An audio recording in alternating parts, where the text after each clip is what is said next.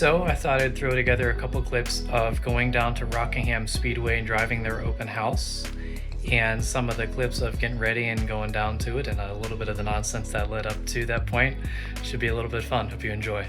As silly as it may seem, here we are doing our first bit of prep for the upcoming Rockingham open house. We are letting the car cool down because we have a new radiator going in today, and I figured while the car was cooling, we'll actually clean up the race wheels, as I very much never do that because they're not here to be pretty. I'm not entirely sure what to expect from this open house, but it sounds like a fun event for the public to come see stock cars, drifting. Our Autocross club is going to be showcasing what Autocross really is on the inner road course. Excited for that. It sounds like they'll have food, music, a whole party, which should be a good time. All right. We are about to put our new radiator in this N52 2007 E9328i because our radiator inlet, or at least that side, has cracked, and it was hard to really know for sure if that was the problem or not until I read one specific statement online, or if it was said in a video somewhere. But essentially what they said was going on is with their radiator in particular, when it gets hot, the crack is large and therefore spews out, and when it's cold, it contracts a little bit and less comes out, or no coolant comes out.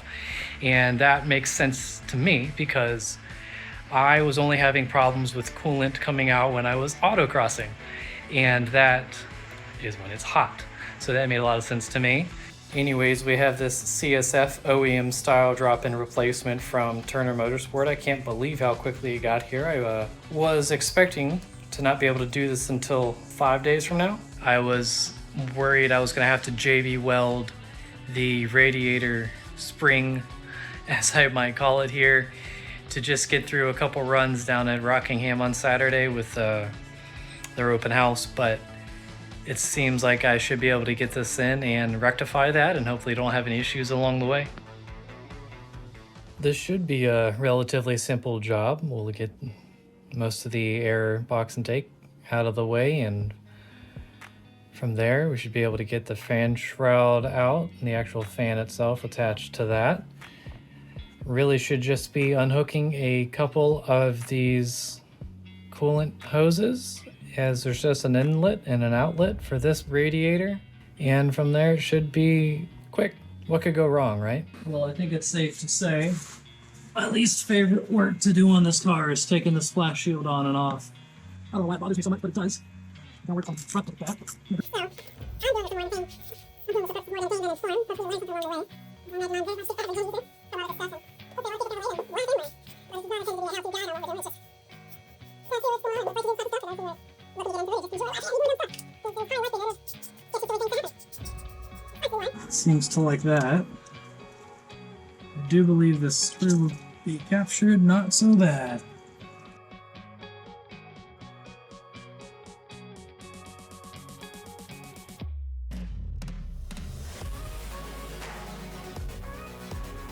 Yep, I just broke that off.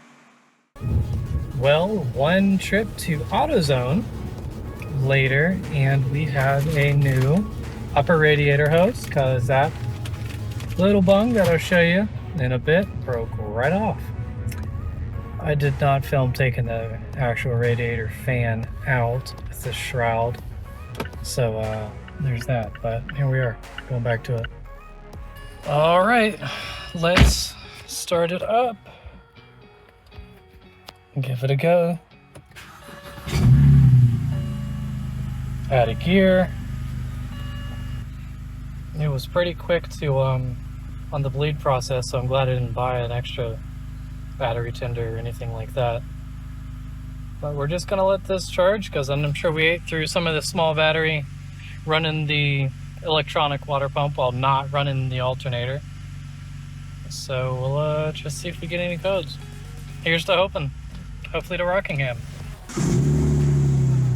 Well, a couple days later, the car has been happy about the radiator, no coolant leaks. The coolant level slowly came down as it warmed up those first couple times, kept it topped off, and I think we're going to be good to go for this open house at Rockingham. All right, here we are pulling up to Rockingham Speedway.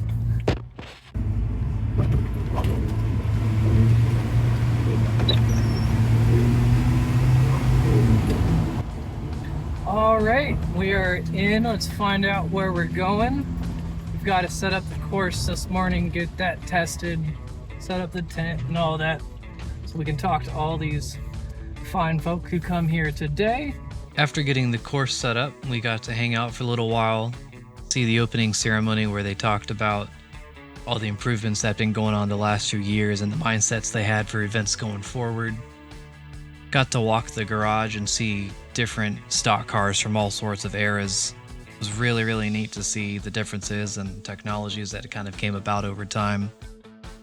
We set up our Tarheel tent between the MB Drift crew and the Spec E46 club that was there. Some of the drivers from the Spec E46 club ended up running with us as well, which was a lot of fun. And considering they hadn't ever done autocross, I thought they did a great job.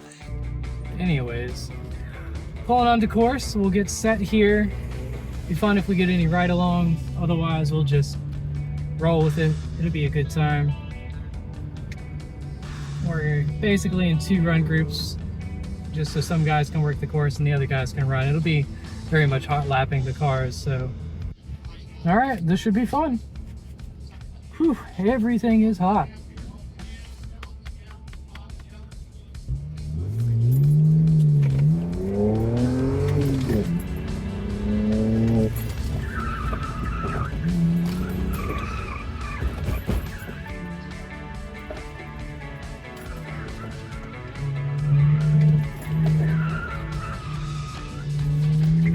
We forgot to turn traction control off. That's why it's doing that.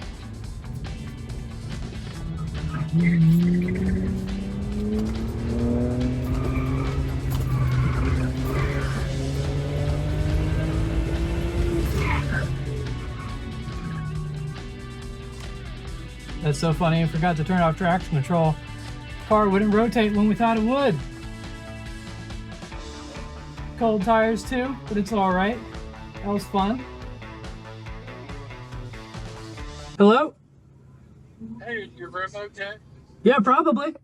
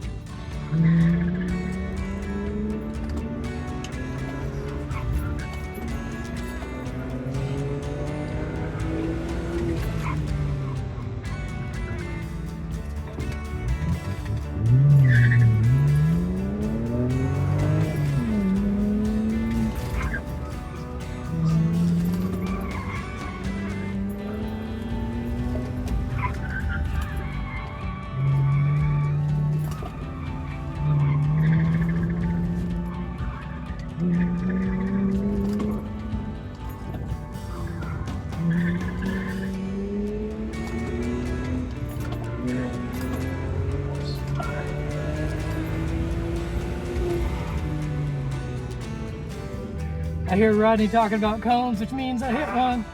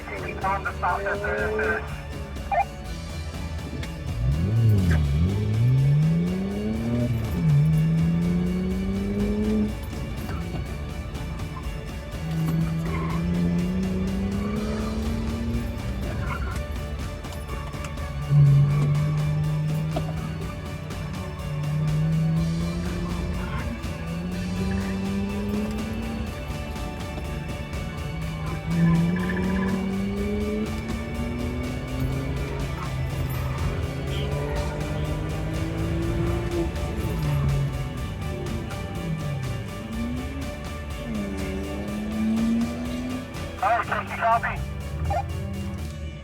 I copy. I have a ride along for... That sounds like down the cylinder, doesn't it? Nice to meet you, Hampton. Yep. That's definitely down a cylinder. We'll see what happens. Or a hole in the exhaust, one or the other, right? We'll pop the hood over here real quick and Alright. take a peek.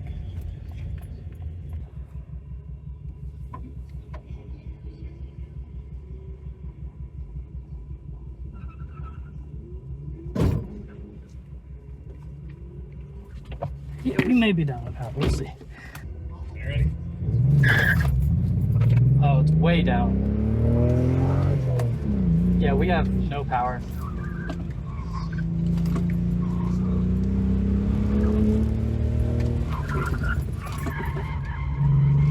Which means we'll cut distance instead of going fast.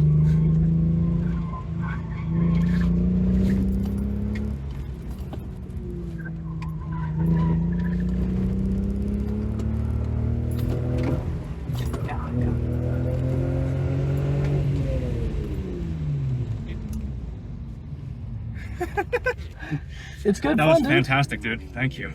Yeah, we'll make sure we pull up enough and be safe getting out. Alright. Definitely walk in front of the car if you can hop Yep. the rail. Sure. Thank you so much, man. I appreciate Yeah, it. dude. Thanks for riding. Yep. We were definitely down a cylinder at that point. I had issues with the injector for that cylinder 6 the week prior, so we knew what was going on and just stopped there.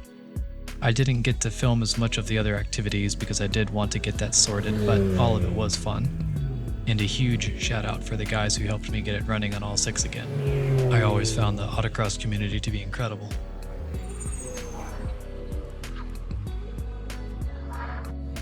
All right, that was nuts. We sorted out the issue. Well, resorted out the issue with the injector on cylinder 6. It very much was not firing on 6. We pulled the code. It was the same code it pulled last week for a shop where it was saying a cylinder 6 injector activation, which basically means it wasn't firing, wasn't getting power, something of that nature. And they said that one of the pins wasn't making perfect contact, and that was their solution. So luckily we had 2 guys here that also had N52 engine cars recently. One of them still does, and we were able to pull the cowl off the engine cover and pull the rail of injector pins off. It's one rail that basically comes off almost like an injector rail for all 6 injectors. And so pulled that off, plugged it back in, and it's staying on 6 now. So that's great. And we're gonna leave Rockingham. That's an event concluded. What fun. Never without drama, but it was fun.